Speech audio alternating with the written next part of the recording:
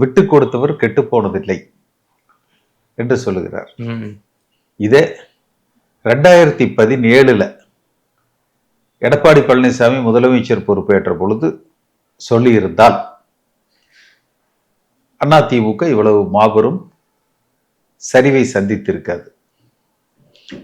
அதே போலதான் ஓ பன்னீர்செல்வம் எந்த நிபந்தனையும் இல்லை, ஏற்றுக்கொள்ளுங்கள், கட்சியில் இணைகிறேன் என்று சொல்கிறார்.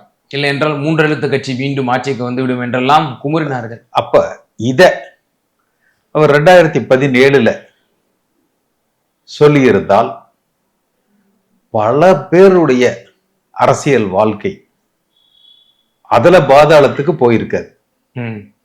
இப்ப தினகரனை நம்பி சென்றவர்கள், ஓபிஎஸ்ஐ நம்பி சென்றவர்கள், மாற்றுக் கட்சிக்கு, ஏன்னா அந்த விரோதங்களை, மன சங்கடங்களை அதிகமாக வளர்த்து விட்டார்கள். எடப்பாடி பழனிசாமியும் தான், அவரும் இன்றைக்கு சொல்கிறார் உங்களை மனதார வரவேற்கிறேன் என்று சொல்கிறார். கட்சியில இணைகளையே கூட்டணியே தானே. இல்ல, எதாக இருந்தாலும் இந்த மாதிரி ஒருவருக்கொருவர் விட்டு கொடுத்து பயணிப்பதை 2017 செய்திருந்தால் 2021 ஆட்சியை பிடிச்சிருந்திருக்கலாம். நாடாளுமன்ற